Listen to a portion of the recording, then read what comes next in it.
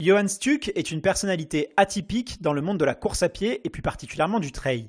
En effet, il est arrivé en 2010 sur le tard alors qu'il pesait plus de 90 kg, fumait et buvait pas mal d'alcool. Mais ce serait complètement réducteur de limiter la description de Johan à ça. Dans cette interview, on a découvert un Johan particulièrement pragmatique, avec une vision très juste de la course à pied et surtout un mental et une volonté hors pair. Je ne vous en dis pas plus et je vous laisse découvrir l'épisode.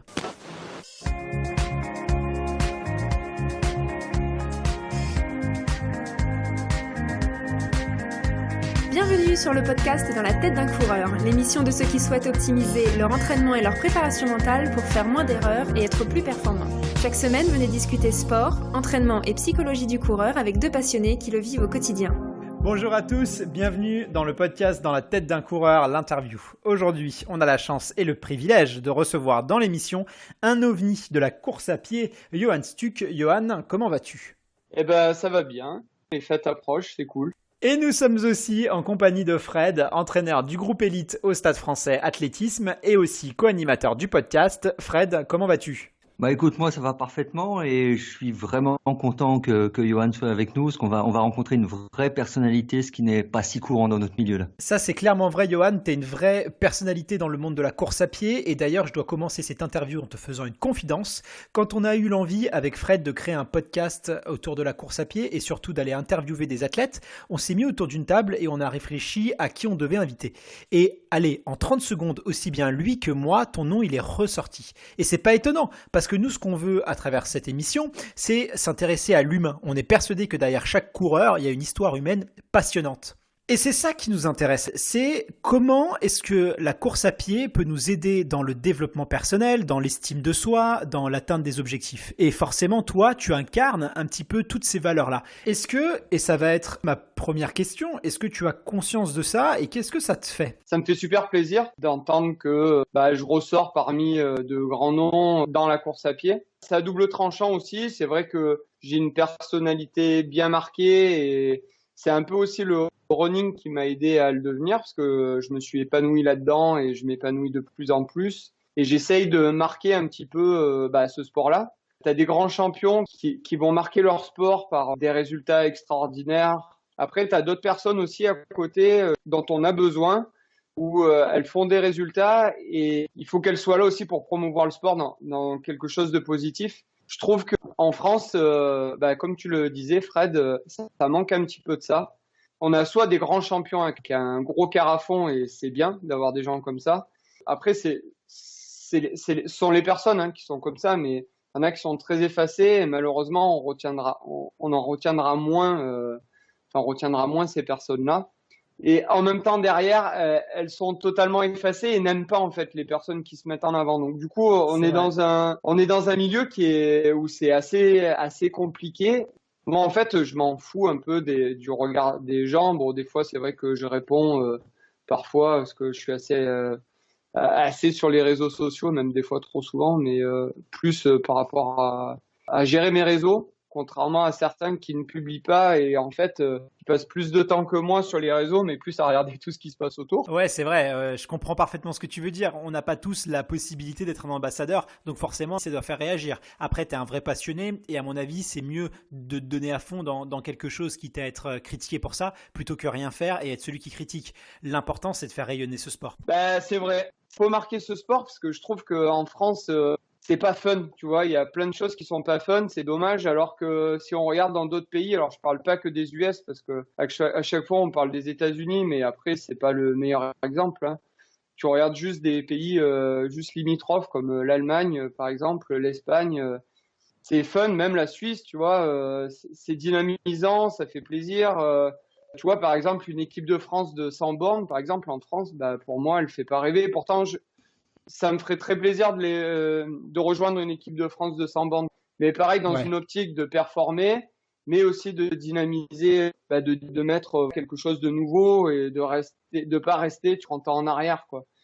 Comme j'en parle, ça a l'air très négatif, mais pas du tout, hein. Non, mais on comprend bien que c'est très bienveillant ce que tu dis. Il y a énormément de choses à faire en ce qui concerne la communication. Après, évidemment, il faut que les athlètes jouent le jeu. Mais c'est ça qui est intéressant avec Johan, parce que Johan, tu disais très justement on pouvait penser que d'un côté il y a les athlètes qui perfent et de l'autre ceux qui, voilà, je vais le dire de manière un peu triviale, ceux qui mettent l'ambiance.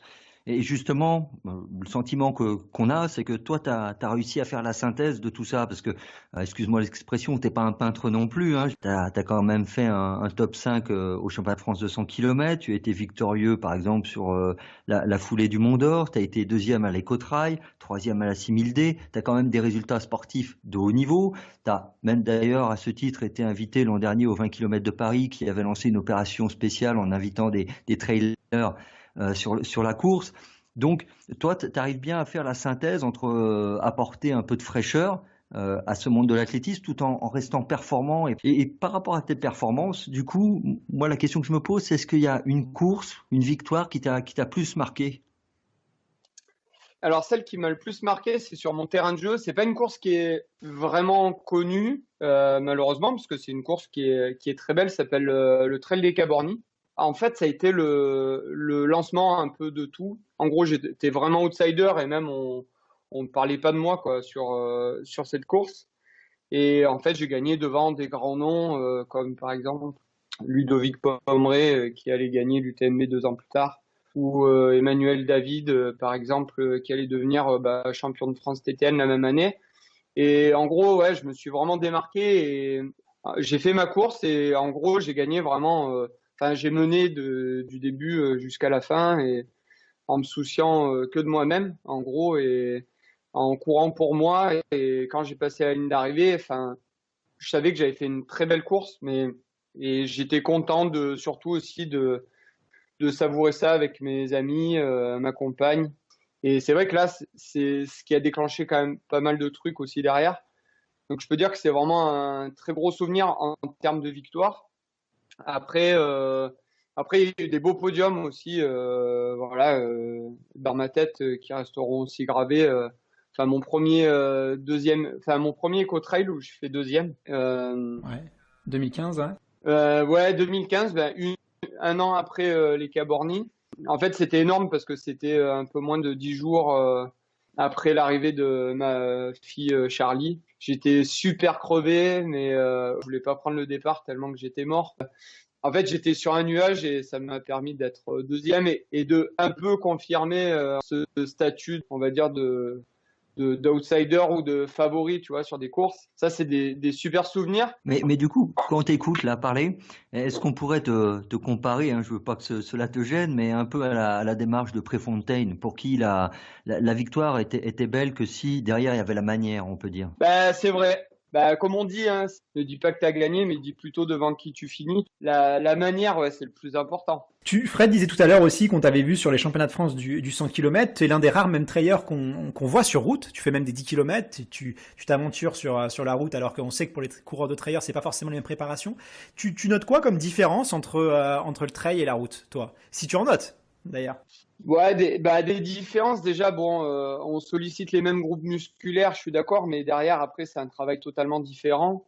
Sur de la vitesse, c'est sûr que tu as besoin de. Enfin, la différence, on va dire, c'est un travail de vitesse, mais mélangé avec de la résistance. Si on travaille sur du trail, et après, bon, je trouve que c'est plus dur de travailler des courses sur route ou enfin même faire des courses sur piste. Je trouve que c'est beaucoup plus agressif que préparer des trails longs, par exemple. Je galère plus moi sur des prépas de vitesse que sur des prépas trail. Et j'aime bien jouer sur les deux parce que du coup on se lasse moins déjà d'un côté. Et puis pour moi un bon coureur à pied c'est quelqu'un qui sait courir de partout en fait, de toutes les distances, que ce soit court comme du long, mais aussi sur du dur comme de la route, comme sur du technique. Mais voilà, et puis on parlait du 100 bornes, tu vois, quand je l'avais fait à Cléder dans le Finistère, j'avais pas du tout préparé cette course en fait. J'avais le fond, ça c'était sûr, j'avais quand même une bonne vitesse de base, on va plutôt dire que voilà, j'avais un travail de seuil qui était pas mal. Donc ça, je pouvais prétendre à faire un bon 100 bornes, mais après j'avais fait aucune allure spécifique. Donc c'est pour ça que je me dis 2019 ce serait pas mal de faire les championnats de France à Amiens et vraiment de bien les préparer, tu vois. Ouais, c'est clair, tu as une vraie carte à jouer en plus sur les 100 km. Sinon, tu es toujours très bien accueilli sur tes courses. Le public, on voit que tu entretiens une relation très intime avec lui. C'est important pour toi, ce rapport humain? Ah ouais, moi, c'est hyper important. Enfin, moi, j'aime bien même, tu vois, sur une ligne de départ, c'est pas mal de discuter même avec des mecs où tu vas te faire la guerre pendant des heures. Mais c'est bien d'avoir le sourire, tu vois, à l'arrivée, au départ, de s'encourager avant le départ, de se féliciter quand on passe la ligne d'arrivée. C'est important parce que pendant ces heures de course, on galère tous de la même manière. Et ouais, tu vois, il faut mettre l'ambiance comme ça, il faut que ce soit cool, que ce soit fun. Les gens qui viennent t'encourager, je sais pas, on m'a parlé d'un éco-trail de Paris comme l'année dernière où il avait neigé à gros flocons, où tu avais des gens quand même un petit peu dissimulés de partout sur le parcours. Franchement, c'est cool et puis il faut Ouais. respecter ça. Mais on a vraiment l'impression que tu entretiens un lien particulier avec le public. Pourquoi tu penses qu'ils s'identifient? Qu'est-ce qui fait, à ton avis, qu'ils sont peut-être plus attachés à toi ou en tout cas qu'ils vont plus s'intéresser, plus te regarder toi qu'un autre? Alors après, pour dire les choses, c'est que j'ai vraiment un parcours atypique parce que j'ai commencé à courir en 2010, donc sur le tard. Je me suis mis à courir. T'as quel âge aujourd'hui? Là, j'ai 35 ans, je vais en avoir 36 au mois de janvier. Et je me suis mis sur le tard. Comme beaucoup de personnes, je me suis mis au sport au départ. Que j'ai arrêté de fumer parce que je fumais plus d'un paquet de cigarettes par jour. J'en étais presque à une trentaine. Je mangeais n'importe comment. Je faisais un peu plus de 90 kilos. Et en fait, je me suis mis à courir en me disant, si tu arrêtes de fumer et que tu fais rien à côté, tu vas prendre encore 10, 15, 20 kilos, donc dépasser la centaine. Donc je me suis dit, vas-y, trouve un sport rapide, simple. Donc j'ai pris un short de foot, une paire de baskets. Et comme tout le monde, ça a duré 20 minutes parce que c'était horrible, parce que j'étais en souffrance. Et puis j'y suis allé vraiment petit à petit. Et enfin, ça m'a motivé, tu vois, de dire, ouais, tu galères, mais tu arrives à gagner 5 minutes. Tu fais chaque footing, alors pas forcément en vitesse. Du coup, je m'y suis mis vraiment, mais progressivement, j'ai fait ça au feeling et je me rends compte que même maintenant, dans la course à pied, ce feeling, il est hyper important, quoi. Moi, je m'entraîne énormément à l'intensité. Je suis pas là à regarder ma montre, à regarder la vitesse à laquelle je vais. C'est en fonction de comment je suis, quoi. Alors, hormis les séances sur piste, mais ou du travail de seuil, quand je cours, je vais pas me dire je vais courir à telle allure, quoi. Je Ouais, vais tu plus travailles faire à la sensation. Ouais, exactement. Et je pense que c'est ce qui paye le plus, hein, sur de l'entraînement polarisé. Mais ouais, pour revenir au truc, à ta question, les gens, je pense qu'il y a énormément de personnes qui s'identifient à moi vis-à-vis de ça. Lorsque j'ai une personne en fait qui vient me dire, ouais, Johan, grâce à toi, j'ai vraiment arrêté de fumer. Quand j'entends une personne qui me dit ça, je me dis, gagner une course, c'est cool. Dans quasi l'année d'après, on oubliera ce que tu as fait et puis c'est éphémère. Aider quelqu'un d'avoir arrêté de fumer, enfin, ça c'est autre chose. C'est marquant, et pour moi c'est exceptionnel de me dire putain, t'es arrivé à faire ça, quoi. Et je pense que tout ça, toutes ces choses qui sont liées, ça fait que voilà, j'ai certaines personnes qui m'aiment bien, quoi. Mais du coup, ça te donne pas une forme de pression en plus d'être un exemple, en quelque sorte? Alors, ça me l'a fait une période, je suis d'accord, parce que j'ai fait quelques podiums et du coup, c'est vrai que j'étais assez relayé sur pas mal de choses et j'ai joué le jeu un petit peu de l'athlète 2.0 qui joue un petit peu sur les réseaux et qui s'entraîne à côté, qui essaye de faire des résultats.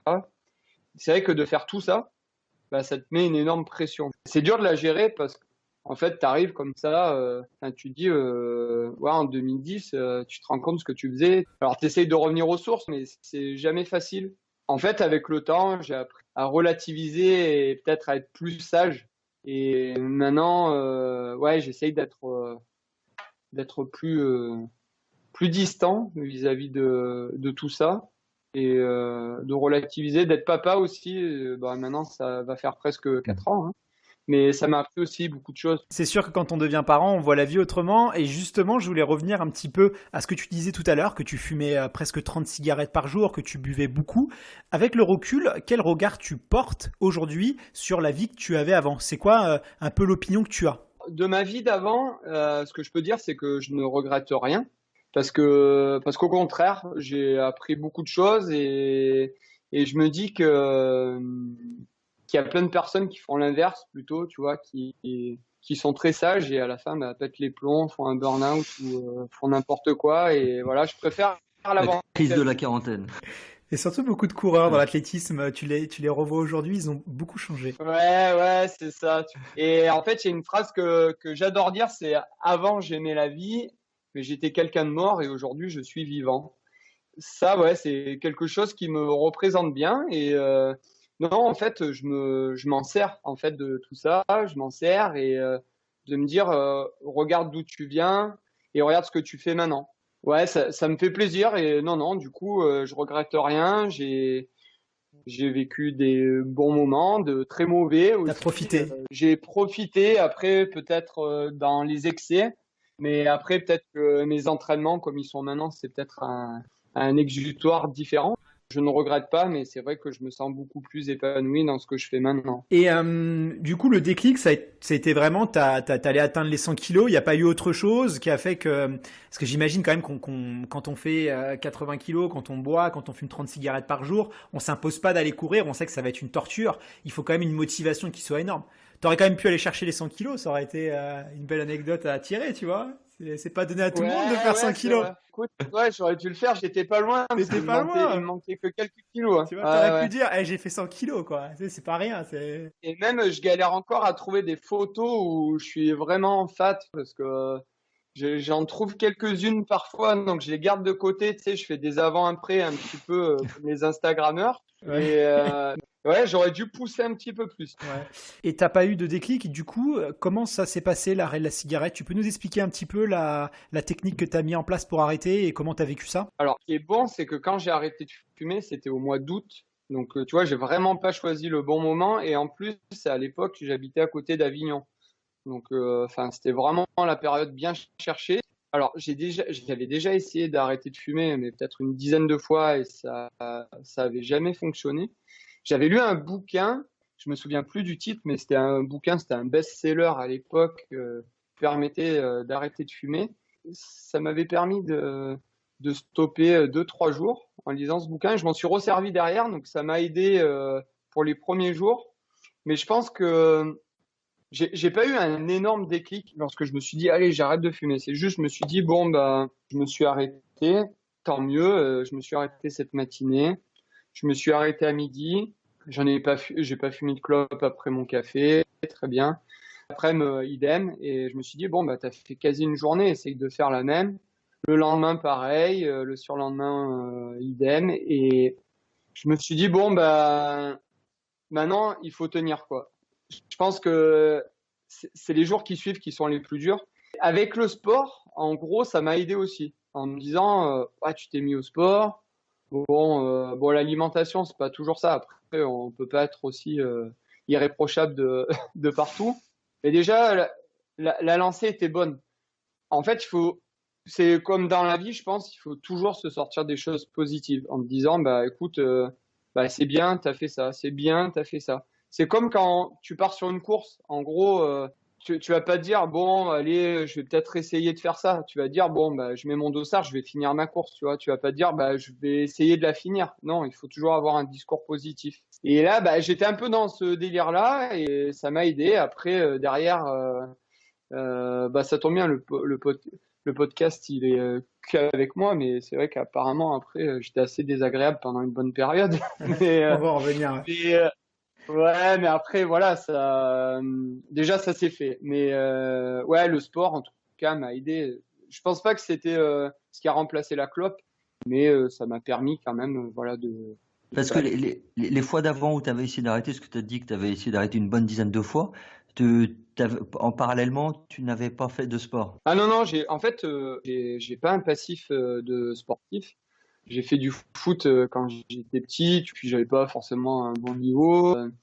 J'ai fait une année de tennis, j'ai fait un petit peu de judo, mais tu vois, même pas jusqu'à la préadolescence. Donc, j'avais aucune antériorité sportive, quoi. C'est plus difficile pour moi, du coup, en ayant commencé qu'en 2010. Mais non, j'ai pas fait d'autres sports d'endurance comme du ski de fond, du vélo, comme beaucoup. Non, j'avais vraiment rien, quoi. Et tu te doutais pas quand tu as commencé à courir que tu allais te jeter à fond dans ça? Comment tu as appréhendé un petit peu la chose?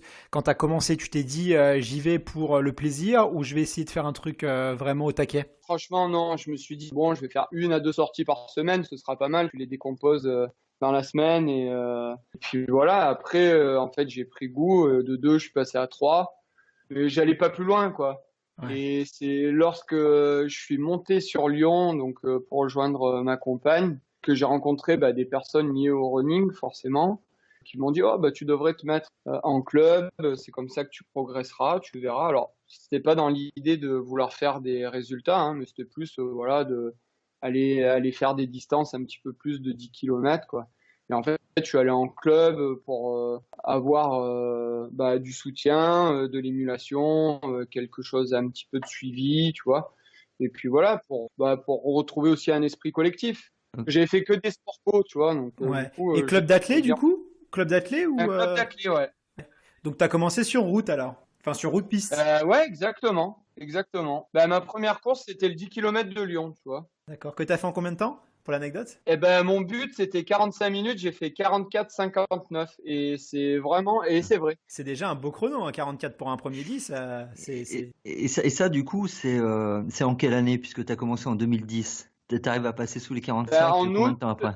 c'était en août 2010 et c'était en octobre 2010. Et du coup, après, tu as mis combien de temps à avoir un niveau que toi, tu jugerais correct, qui commençait à te laisser espérer de peut-être percer dans la course? Alors vraiment, où je me suis dit, il y a moyen de faire quelque chose de pas mal. Pas mal pour moi, c'est être quand même dans le premier tiers d'une course. Je me suis dit, bon, peut-être en 1 an, tu vois. Ok. Et après, quand je me suis dit, il y a moyen de faire quelque chose de très bien, c'est 4 ans après. 3-4 ans après, quoi. Ouais. C'est souvent, on dit qu'il faut 4-5 ans pour commencer à être performant en course à pied. C'est la régularité qui paye, surtout dans ce sport-là. Et du coup, c'est concordant avec ce que tu nous dis, quoi. Il a fallu 4-5 ans pour que tu commences à gérer. Et ça ressemble à quoi aujourd'hui, tes entraînements, tes footings? Tu bornes combien de fois par semaine? Tu t'entraînes à quelle régularité? Tu y passes combien de temps? Alors, j'ai changé d'entraîneur depuis le mois de mai. Auparavant, j'étais entraîné par Éric Lacroix, qui m'a tout appris dans le running et c'est même plus un entraîneur, c'est un ami maintenant et c'est vraiment un exemple pour moi qui m'a beaucoup appris en course, à l'extérieur aussi. Et puis, j'adore lire ce qu'il fait. Il a écrit quelques bouquins et j'adore ses posts parce que c'est quelqu'un qui a une grande humilité et qui a fait des résultats énormes. Alors, j'ose pas dire son temps sur marathon parce que j'ai peur de me tromper. Et c'est soit 2h13, soit 2h16. Donc, tu vois le niveau. Et Ça calme un peu, ouais. ouais, et puis c'est le premier mec qui a gagné le marathon du Mont Blanc, tu vois. J'ai appris énormément de lui et je serai éternellement reconnaissant par rapport à ce qu'il a fait pour moi, parce que il m'a fait encore plus aimer, tu vois, la course à pied, parce que il m'a entraîné d'une façon très naturelle, simple, et j'ai toujours adoré ça. On s'est arrêtés tous les deux juste parce que il avait énormément de projets et j'ai préféré m'effacer vis-à-vis de ça.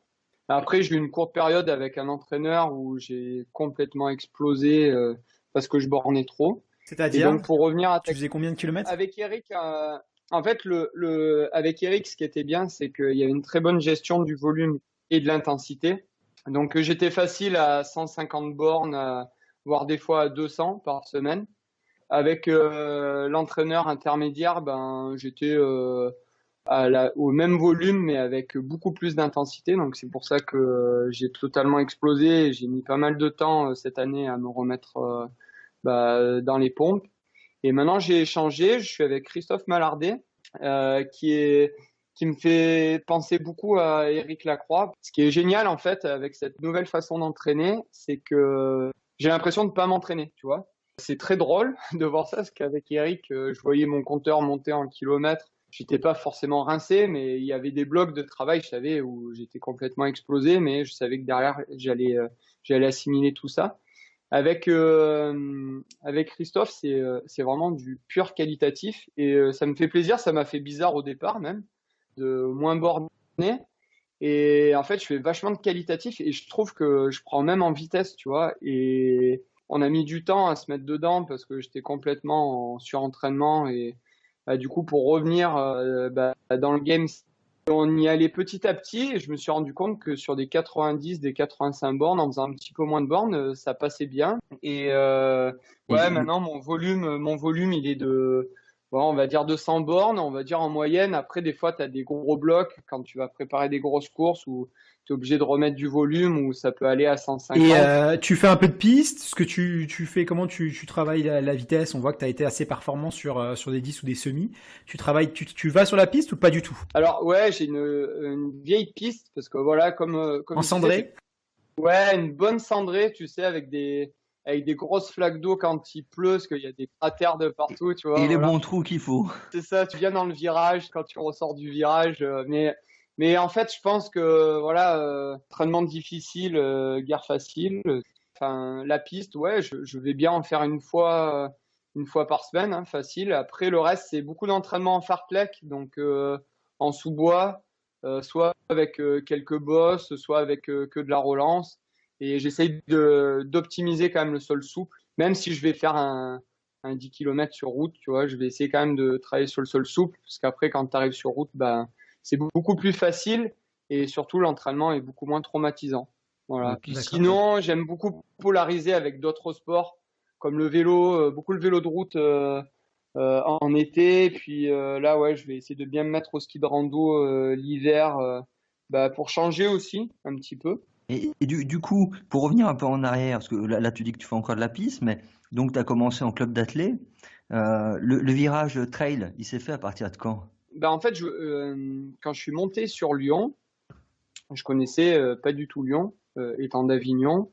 Donc, quand je suis arrivé sur Lyon, j'ai voulu trouver un boulot à tout prix parce que j'aime pas ne rien faire. Et en fait, j'ai commencé sur les marchés. Donc, pendant 2 ans et demi, je vendais des fruits et légumes et je travaillais dans les champs. Et puis, j'allais parfois au marché-gare aller chercher des fruits et légumes. Quand tu travailles sur les marchés, en fait, tu commences très tôt et tu finis tôt, du coup. Donc, je faisais 5h, 13h. Et quand je faisais la sieste, en fait, ça me défonçait après ma journée. Donc, du coup, je préférais aller courir. Et comme j'avais pas mal d'amplitude horaire, je partais courir autour de chez moi. Et en fait, c'est arrivé plusieurs fois que je me perde, mais au moins, ça m'a fait découvrir la région. Et en me perdant, j'ai pris des chemins parfois. Et en fait, j'ai trouvé ça plutôt cool. Tu as la grosse ville de Lyon, mais tout autour, en fait, tu as énormément de chemins. En fait, j'ai adoré courir dans les chemins. Et d'ailleurs, c'est pour ça que derrière, j'ai essayé de faire des petits trails ou plus des courses nature. Et en fait, je me retrouve pas mal, tu vois, dans l'esprit nature comme ça. Et voilà, c'est venu tout seul, comme l'arrêt de la cigarette. Tout naturellement. Ouais, c'est ça, naturellement, comme tout. Ouais, tu parles de l'arrêt de la cigarette. Justement, moi j'ai une question. Comment ont réagi tes proches quand tu t'es transformé? Quand tu as changé de vie et que tu t'es mis à faire énormément de sport? J'imagine que ça devait être assez déroutant pour eux. Ça a été quoi leur réaction? Comment ils ont appréhendé la chose? Alors ça, c'est une super question parce que on me l'a jamais posé, tu vois, et c'est très bien. En fait, je pense que mes proches dans le sud, au départ, ils m'ont pris pour un fou et même ils trouvaient ça bizarre. Tu vois, j'avais l'air de les saouler aussi, alors que j'essayais de pas trop en parler non plus. Parce que je trouve que le running, il faut savoir le partager et pas être un relou non plus, comme j'en vois beaucoup. Il faut faire attention à ça.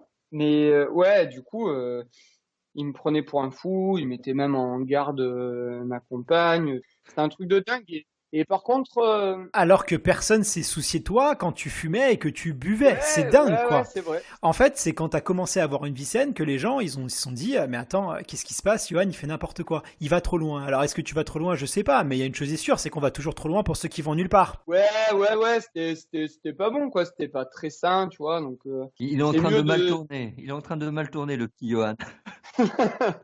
Tu vois, en gros, si tu veux, enfin, moi, j'ai mes amis d'enfance et à côté, j'avais un petit peu les potes de beuverie et puis aussi les deux réunis, forcément. Bon, les potes de beuverie, au final, ça choquait pas trop, quoi. Au contraire, c'était peut-être bien, et puis voilà. Mais les amis proches, c'était plus, ouais, bah, c'est bizarre. Bref, après, les discussions ont changé petit à petit, forcément, quand tu te retrouves, tu vois, sur une couverture d'un magazine en te disant, ah ouais, bah, peut-être que c'est pas mal ce qu'il fait. C'est pas mal, c'est sérieux. Puis au final, tu dis, ben, moi, j'ai perdu 20 kilos, mais toi, t'en as pris 20. Et tu te dis, qui c'est qui était dans le vrai, qui c'est qui était dans le faux? C'est pas, tu vois, je dis ça comme ça, c'est pas une vengeance, hein, mais je trouve ça plutôt drôle. C'est marrant, moi, je trouve, tu vois, c'est marrant de se dire, ouais, les réactions au départ, elles étaient vraiment bizarres. Alors, je parle pas, tu vois, de ma famille. Par exemple, ma mère, si je vais lui dire que j'ai fait 5 kilomètres comme si j'en avais fait 100, je suis fou. Tu vois. Elle mesure pas trop le truc et puis elle s'intéresse parce que je suis son fils. Elle est un petit peu dépassée par le truc et ça se comprend parce que c'est quelqu'un qui connaît. Alors par contre beaucoup le sport parce que elle est très cultivée, elle écoute énormément la radio. Mais ouais, c'est marrant.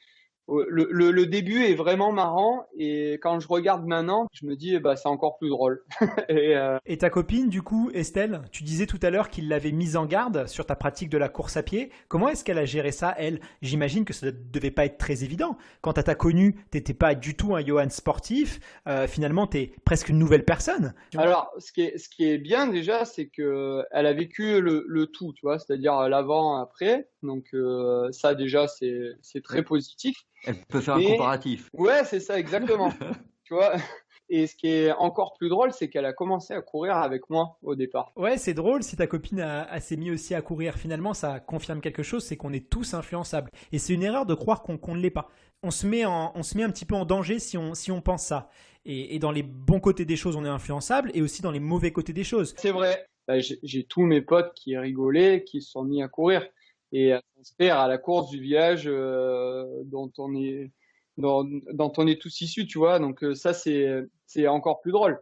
D'ailleurs, j'en ai qui se sont pris vraiment au jeu. Donc ouais, c'est vraiment marrant. Ouais, c'est marrant, d'autant plus que c'est une influence qui est positive.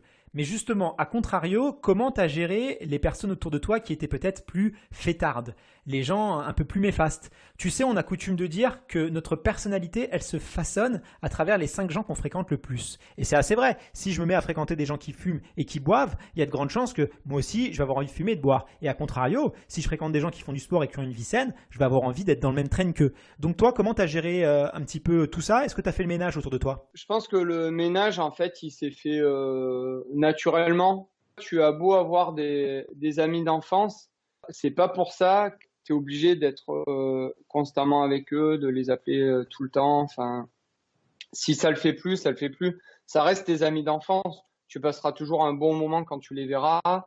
Et je pense qu'il vaut mieux de la qualité que de la quantité. Moi, je vois, enfin, c'est un exemple, hein, mes amis d'enfance, je les vois beaucoup moins. Ça me fait plaisir quand je les vois, mais j'ai pas le besoin non plus d'aller les voir tout le temps quand je descends. C'est dur, hein, de parler comme ça, mais après, enfin, j'aime être réaliste par rapport à ce que je pense et j'essaye de faire ce que je pense aussi. Et tu as bien résumé le truc, hein, des 5 personnes qui révèlent un petit peu qui tu es, parce que en fait, moi j'ai des amis coureurs et alcooliques et du coup, je continue de courir et je bois pas mal l'apéro. Donc c'est vrai. Mais du coup, ça c'est une question. Donc tu fumes plus, mais par rapport à ton hygiène de vie, est-ce qu'elle a radicalement changé ou là tu dis que tu continues à bien profiter? Les choses ont beaucoup changé à ce niveau-là? Alors oui, il y a énormément de choses qui ont changé. Alors je joue beaucoup sur la bière et parce que c'est quelque chose que j'adore. Mais tu vois, déjà avant, j'étais dans l'alcool fort. Pour te donner un exemple, avant, je buvais peut-être 3 à 4 pintes de whisky coca, tu vois, dans une soirée et sur 1 heure à 2 heures. Donc t'imagines le débit qui était pas mal. Ça m'arrivait parfois le matin de ne plus savoir où j'avais garé ma voiture. Enfin, c'est arrivé où des fois j'essayais d'ouvrir ma voiture, mais c'était pas la mienne, quoi. Oui, c'est ennuyeux ça. Donc tu vois, j'étais passé dans des caps très très loin. Je sais d'une que si je vais boire de l'alcool fort, je vais avoir les jambes coupées. Donc bah déjà c'est pas bon pour moi et je vais le regretter derrière. Après, tu vois, boire un verre de whisky avec mon beau-père, eh ben, je vais l'apprécier d'autant plus. avec lui. Déjà, j'ai hâte d'être au 24 et de pouvoir trinquer avec lui. Puis j'apprécie le goût, etc. C'est vraiment maintenant dans quelque chose où je vais apprécier, alors qu'avant c'était à outrance et j'appréciais rien du tout. Quand je me suis mis à courir et grâce à ma compagne, j'ai découvert ce qu'étaient les légumes. Du coup, je pensais pas qu'il y avait d'autres choses que la patate. Donc j'ai appris à découvrir les légumes verts, à découvrir la soupe. Je dirais la grimace quand j'ai servi ma première soupe quand je suis allé manger chez elle. Tu vois, je me demandais mais j'ai fait une bêtise ou quoi? Elle me sert une soupe. Et non, j'ai orienté mon alimentation d'une manière plus saine, en mangeant plus de légumes, en mangeant varié surtout. Et puis j'essaye de faire attention. Après. On sent bien que la course, elle a changé beaucoup de choses dans ta vie. C'est pas simplement avoir gagné des titres et avoir fait des unes de magazines et d'être reconnu dans la rue ou sur les pelotons. Quel bénéfice tu penses avoir tiré ou tu tires encore de ta pratique sportive par rapport à ta vie d'avant, au-delà de simplement ne plus fumer? En fait, c'est un ensemble de tout. Courir t'aide déjà à beaucoup de choses aussi. Tu as de la pugnacité, de la détermination. Enfin, tu vas moins reculer devant un obstacle. Au contraire, tu vas aller dedans, tu vas vouloir le franchir. Ça t'aide pour beaucoup de choses, t'es plus résistant. Enfin, tu le vois aussi, tu sais, quand t'as une épidémie de quelque chose, t'es plus résistant à ça. Enfin, t'as une meilleure mine. Enfin, je me rends compte qu'il y a plein de choses qui te permettent où tu vas louper ton bus, c'est tout bête, hein. Tu vois ton bus, tu peux courir après, tu rentres dedans, t'es pas plein de sueur, à souffler comme un malade. Non, voilà, t'as chopé ton bus. Déjà, tu l'as attrapé, c'est pas mal. Ah ouais, c'est ça. Vous avez fait un podcast il y a pas très longtemps sur sur le mental et enfin ça te forge un mental de malade quoi. Ça te permet d'être plus fort. Et puis de là, en fait, t'as plein de trucs qui se rattachent sur l'alimentation, l'hydratation, etc. quoi. En fait, ouais, c'est un ensemble de tout et moi, ça m'a vachement aidé. Alors, quand on t'écoute, on a bien compris que tu as tiré énormément d'avantages et de bénéfices à ta pratique sportive. Aujourd'hui, quel conseil tu pourrais donner à quelqu'un qui fume, qui boit, qui est un petit peu dans l'excès, s'il veut changer sa vie, entre guillemets, et commencer le sport? C'est quoi les conseils que tu lui donnerais? Déjà, de pas partir d'une façon négative en se disant « j'y arriverai jamais ». Ça, c'est pas vrai, parce que tant qu'on n'a pas essayé, on sait pas. Et déjà de franchir le pas, c'est une première étape. Et derrière, en fait, il faut pas se prendre la tête. C'est soit ça viendra d'un coup, soit ça viendra petit à petit. Pour te citer un exemple, moi j'avais un appart dans le centre d'Avignon et il y avait tous les bars autour. Ce que j'ai fait, c'est que je me suis éloigné de cet endroit. Déjà, ça t'aide. Donc surtout la personne, faut pas qu'elle se prenne la tête. Tu te dis, ok, j'ai envie d'arrêter. Petit à petit, je vais me mettre tout ce qu'il faut avec moi. Je vais prendre tous les avantages que j'ai, je vais les mettre avec moi et je vais essayer d'avancer. Après, arrêter de fumer, c'est pareil. Si tu diminues et qu'après tu stoppes, c'est bien. T'en as qui arrivent à stopper d'un coup, comme je l'ai fait, c'est bien aussi. Diminuer, voilà, c'est bien aussi, hein. Mais il faut pas se mettre de pression, quoi. Tu vois, et ça marche. Et surtout, ne pas se dire, bon allez, le 1er janvier, je prends la bonne résolution d'arrêter. Ça, c'est déjà de se mettre un peu des barrières. C'est que tu te mets une pression. C'est que le premier, je fais ça. Non, tu le fais quand tu le sentiras. Puis après, derrière, il faut que les gens nous aident. Et puis, si cette personne, elle m'écoute et qu'elle se sent motivée, qu'elle n'hésite pas à venir me parler. Parce que moi, j'aime parler. Alors, je vais pas rester 3 heures avec la personne sur un chat, mais de dire, voilà. Vas-y, si tu as besoin d'un renfort, je suis là. Vas-y, renvoie-moi un message un mois plus tard pour me dire où t'en es. C'est cool. Mais voilà, pas de pression et y aller progressivement et pas se prendre la tête et de se dire, en fait, c'est simple d'arrêter. C'est tout simple. On se met des barrières, et on se met de la pression et voilà, faut relativiser et se dire, allez, je le fais et si on y va simplement, ça marche, c'est comme pour tout. Très bien. Dans la dernière partie de l'interview, je voudrais vraiment échanger avec toi sur ton projet entrepreneurial. On se rend compte que tu as vraiment orienté ta vie autour de ta passion, qui est la course à pied, et tu as eu envie d'entreprendre à travers, par exemple, Turn to Try que tu as mené, le projet que tu as mené, tu vas nous en parler un petit peu, et aussi d'une marque de vêtements et d'un projet de coaching. Est-ce que tu peux nous en dire un petit peu plus, et surtout, pourquoi tu as ressenti cette envie ? Alors, j'ai Tone to Trail, c'est un événement en fait que j'ai créé en fin 2015. En gros, c'est un événement communautaire et suivi d'un défi. Ce défi, il est simple, c'est partir d'une grosse ville et de montrer que autour, en fait, tu as des choses super sympas à voir en te déplaçant en courant. Et fin 2015, j'ai créé le premier événement, donc le Tone to Trail à Lyon. On est parti de la place Bellecour. On a fait quelques spots de Lyon et après on s'est orienté vers l'extérieur et on est parti dans les monts d'Or. Donc c'est des petits monts qui sont juste à l'extérieur. On a fait les 3 grands monts que l'on voit quand on prend l'autoroute de Lyon pour partir vers Paris. Donc on a traversé tout ça ensemble et en gros ça a été assez médiatisé localement avec le Progrès à Lyon et en fait c'est quelque chose qui a bien pris. Et je me suis dit bon c'est quand même quelque chose d'assez élitiste. J'ai envie de faire un run communautaire avant. Donc je l'ai fait ensuite à Paris. On a fait un run communautaire mais on était plus d'une centaine donc plus d'une centaine et je me suis dit c'est quelque chose qui passe bien. Et du coup, j'en ai créé d'autres, tu vois, à Cannes, par exemple. Et j'avais laissé tomber un petit peu de côté parce que ça nécessite une énorme logistique et je pense que je vais le reprendre prochainement, peut-être à Toulouse prochainement, parce qu'il y a un truc assez sympa à faire. Et donc en même temps, j'essaye de faire découvrir les spots qu'il y a autour d'une grande ville, de le partager à ceux qui ne peuvent pas aussi, défendre souvent une association quand je fais ça, donc avec une collecte de fonds, pour dire c'est un run, c'est cool, tu prends plaisir, mais il faut faire plaisir aussi à d'autres personnes. Et voilà, après partager avec pas mal de monde sur un run communautaire. Et de là, derrière, en fait, le Tone to Trail, je trouvais que le nom était assez cool. J'ai créé Tone to Trail & Co, où maintenant, ça s'appelle & Co qui veut dire & Coaching. Et en gros, maintenant, j'accompagne des gens à distance en créant un coaching assez ludique.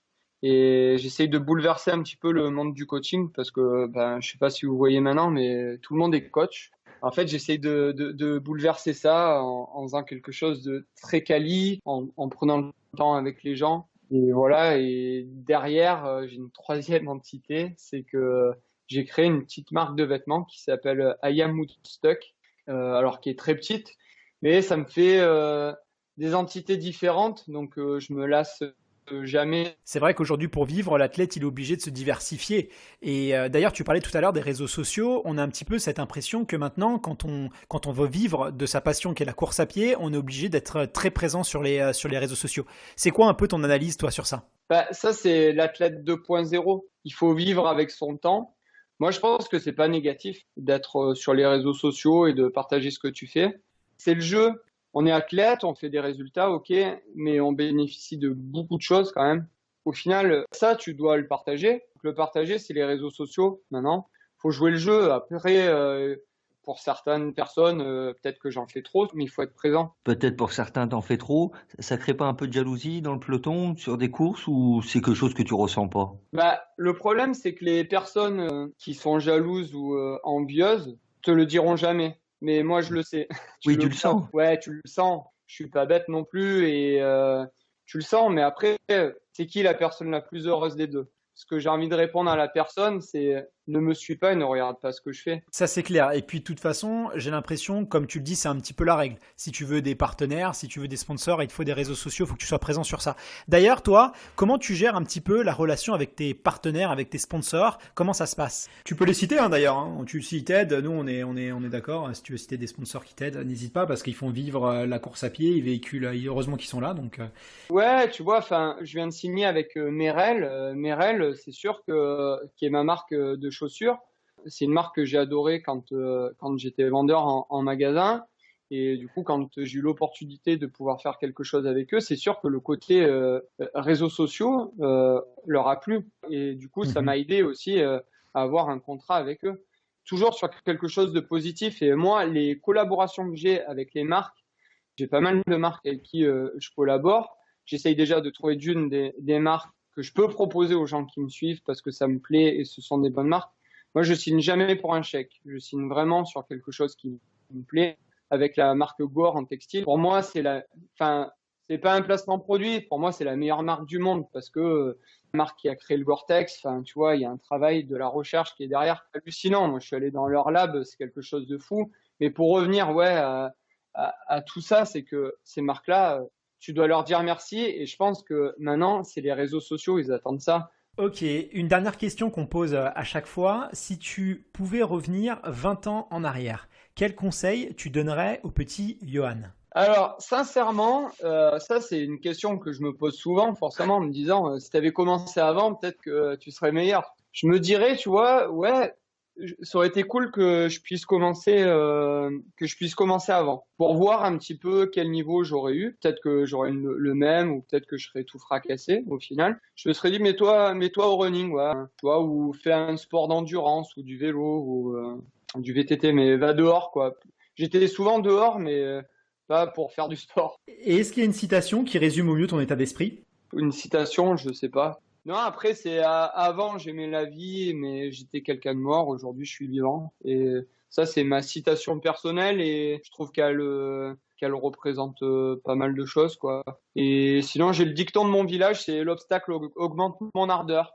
C'est un petit village du sud de la France et je trouve qu'il me représente bien maintenant. Ok. Johan, en tout cas, merci d'avoir pris le temps de discuter avec nous et d'avoir partagé ton parcours absolument intéressant qui, j'espère, en inspirera plus d'un. Est-ce que tu as un petit mot à rajouter avant de se quitter ? Alors ouais, je pense que c'est la chose la plus importante pour moi en ce moment, c'est de faire une petite dédicace à ma maman qui a une sacrée course depuis quelques mois, qui lutte, qui se bat bien et qui montre que elle a un mental encore plus fort que moi par rapport à tout ce que j'ai relaté aujourd'hui et je suis de tout cœur avec elle et voilà, je lui fais de gros bisous et je pense très très fort à elle. Elle s'appelle Voilà. comment ta maman ? Evelyne. Émeline, on vous embrasse. Et nous, Johan, c'est le moment de nous laisser. Merci en tout cas pour le temps que tu nous as accordé. Ça a été un vrai plaisir de t'interviewer. Donc, je te dis à bientôt. Salut. Merci, salut. Et voilà, j'espère que l'épisode vous a plu. Sachez qu'avec Fred, on a particulièrement apprécié faire cette interview de Johan, qui est quelqu'un de très attachant. Si vous avez envie d'en savoir un petit peu plus sur lui et de le suivre dans ses entraînements, eh bien, je vous invite à l'ajouter sur Instagram et sur Facebook. Il met plein de contenus intéressants et notamment, vous allez y retrouver des photos de lui quand il faisait plus de 90 kilos. Et ça, croyez-moi, ça vaut le détour.